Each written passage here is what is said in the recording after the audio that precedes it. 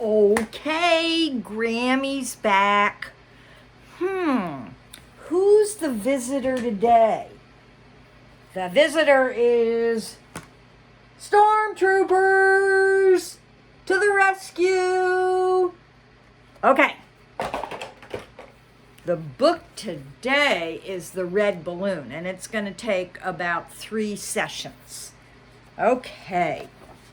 The Red Balloon. I bet if you ask Mommy and Daddy, they read this book when they were your age. It's a very special book. Okay, here we go. Once upon a time in Paris, there lived a little boy whose name was Pascal. He had no brothers or sisters, and he was very sad and lonely at home. Once he brought home a lost cat, and sometime later a stray puppy. But his mother said the animals brought dirt into the house, so Pascal was soon alone again in his mother's clean, well-kept home. Well-kept rooms. Then one day, on his way to school, he caught sight of a fine red balloon tied to a street lamp. Pascal laid his school bag on the ground. He climbed up the lamppost, untied the balloon, and ran off with it to his bus stop. But the conductor knew the rules. No dogs, he said, no large packages, no balloons. People with dogs walk, people with packages take taxis, and people with balloons leave them behind. Pascal did not want to leave his balloon behind, so the conductor rang the bell and the bus went on without him.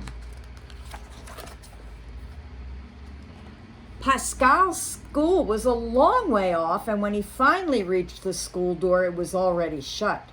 To be late for school and with a balloon, that was unheard of. Pascal was very worried. Then he had an idea. He left his balloon with the janitor who was sweeping the yard. And since it was the first time that he had ever been late, he was not punished. When school was over, the janitor who had kept the balloon in his room for Pascal gave it back to him. But it had begun to rain, and Pascal had to walk home because of all those silly rules about balloons on buses. But he thought the balloon shouldn't get wet.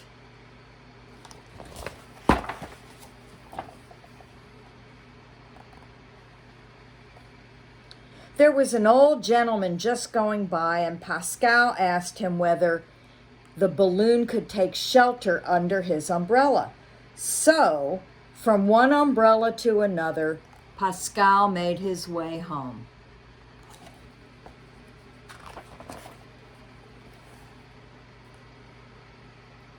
His mother was glad to see him finally come home, but since she had been very worried, she was angry when she found out that it was a balloon that had made Pascal late. She took the balloon, opened the window, and threw it out. Now, usually when you let a balloon go, it flies away. But Pascal's balloon stayed outside the window, and the two of them looked at each other through the glass. Pascal was surprised that his balloon hadn't flown away, but not really as surprised as all that. Friends will do all kinds of things for you. If the friend happens to be a balloon, it doesn't fly away. So Pascal opened his window quietly. He took the balloon inside and hid it in his room. The next day before he left for school, Pascal opened the window to let his balloon out and told it to come with him when he called. Then he picked up his school bag and kissed his mother goodbye and went downstairs. When he reached the street, he called, "Balloon, balloon," and the balloon came flying down to him. Then it began to follow Pascal without being led by a string. just as if it were a dog following its master.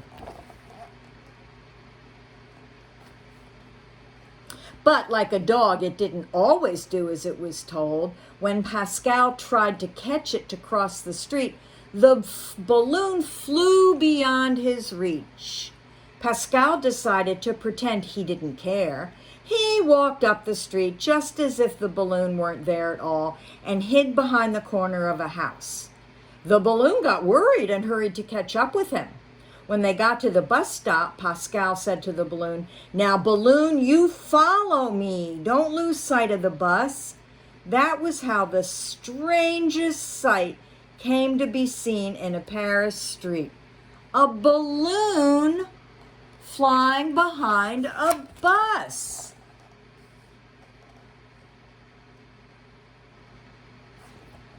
When they reached Pascal's school, the balloon again tried not to let itself be caught. But the bell was already ringing and the door was just about to close. So Pascal had to hurry in alone. He was very worried. But the balloon flew over the school wall and got in line behind the children.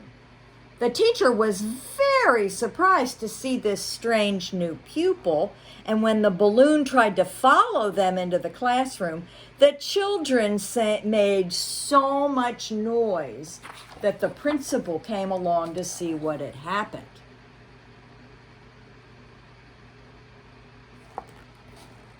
The principal tried to catch the balloon to put it out the door, but he couldn't. So he took Pascal by the hand and marched him out of school. The balloon left the classroom and followed them. The principal had urgent business at the town hall, and he didn't know what to do with Pascal and his balloon, so he locked the boy up inside his office.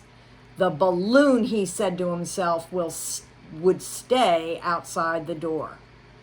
But that wasn't the balloon's idea at all. When it saw that the principal had put the key in his pocket, it sailed along behind him as he walked down the street. All the people knew the principal very well, and when they saw him walking past, followed by a balloon, they shook their heads and said, "The principal's playing a joke.